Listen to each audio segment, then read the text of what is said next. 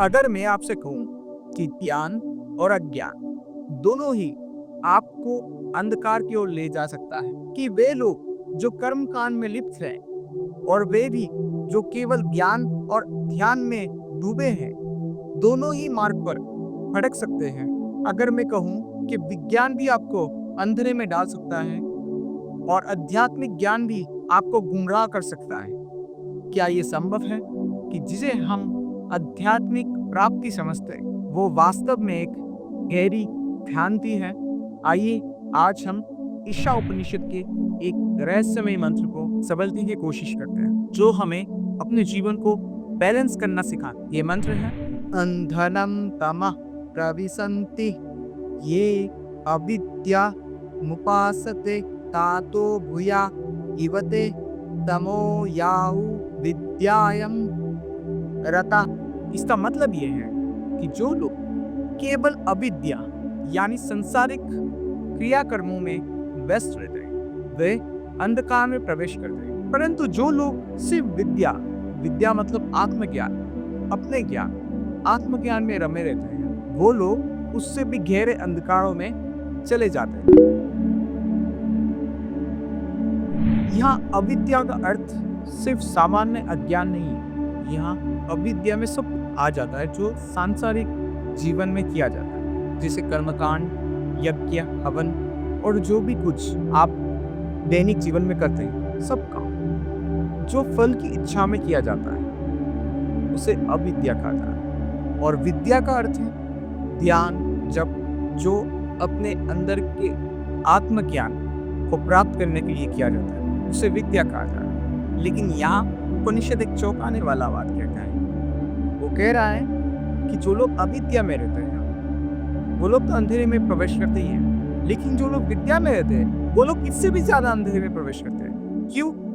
क्योंकि जब आप बिना समझ के, जब आप अपने अंदर के परमात्मा को नहीं जान के बाहर के कर्म करेंगे, जिसको अविद्या कहा जा रहा है, तब आपको ज्यादा प्रोग्रेस नहीं मिलता। आप नेचुरली अंधकार में जाएंगे और वो हमारा अहंकार को बनाता है। तो आप कहते हैं कि आप कर रहे हैं, मैं ये कर रहा हूँ, मैं वो कर रहा हूँ। लेकिन जब कोई सिर्फ विद्या में रमन रहता है, वो और भी गहरे अंधकार में चले जाता है। ये उपनिषद कह रहा है। क्यों? क्योंकि बिना विनम्रता के ज्ञान घमंड हो जाता है। अगर आप सांसारिक काम नहीं करेंगे और अगर आप कहेंगे कि मैं तो ज्ञानी हूं, मैं कोई काम नहीं करूंगा, तो ये भी आपको अंधकार में ही लेके जाता है और ये बहुत ही खतरनाक अंधकार है।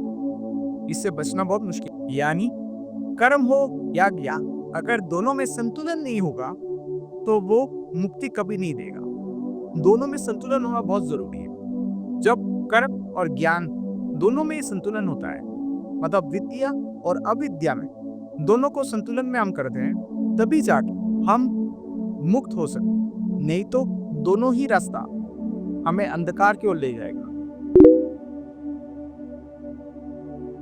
अब इसे आप अपने जीवन से जोड़कर देखिए। एक व्यक्ति है जो रोज मंदिर जाता है, हवन करता है, दीप जलाता है, अपना जो भी काम है, नौकरी करता है या फिर बिजनेस करता है, जो भी काम है उसका वो करता है, लेकिन वो अपने आत्मचिंतन नहीं करता। वो अपने अंदर नहीं झांकता, वो अपने अंदर झांक के नहीं देखता कि वो कौन है, और उसके अंदर कोई बदलाव भी नहीं आता क्योंकि वो उस तरफ एफर्ट डालता ही नहीं। एक और व्यक्ति है जो ये सब कोई काम नहीं करता, वो सिर्फ ध्यान करता रहता है और अंदर पूरा घमंड से भरा हुआ है, कोई काम नहीं करता और अपने आप को बहुत स्पेशल मानता है और सब लोगों से कटा हुआ है। उपनिषद कहता है कि दोनों ही व्यक्ति भटके हुए हैं, दोनों ही सच्चे अर्थ में आध्यात्मिक नहीं है। कर्म अगर आत्मा से नहीं जुड़ा तो वो बोझ बन जाता है। ज्ञान अगर सेवा और विनम्रता के साथ नहीं आता तो वो व्यक्ति भ्रम में जी रहा है। इसलिए हमें हमेशा दोनों को बैलेंस करके चलना है। हमें कर्म भी करना है, हमें आत्मचिंतन भी करना है। इसीलिए हम श्री कृष्ण को पूर्ण अवतार कहते हैं। वो ब्रह्मचारी के पीक में बैठे हुए थे। वो दोनों ही संसारिक जीवन में है, उतना ही वो आध्यात्मिक जीवन में भी है। दोनों ही जीवन के पीक में बैठे हुए हैं, सबसे उच्चतम स्तर के व्यक्ति हैं। इसलिए वो पूर्ण अवतार, वो हर फील्ड में परफेक्शनिस्ट है। ऐसा नहीं है कि वो जंगल में जाके सिर्फ ध्यान कर रहे हैं या फिर सिर्फ संसार में ही रमन है, नहीं। वो दोनों ही प्रेम में पीक पे हैं। इसलिए वो भगवान है और वो पूर्ण अवतार है। और ये हिंदू धर्म में सिर्फ श्री कृष्ण को उपासक है जो पूर्ण अवतार है। और यही संदेश उपनिषद दे रहा है कि हमें हमेशा संसारी जीवन और आध्यात्मिक जीवन को बैलेंस करके चलना है।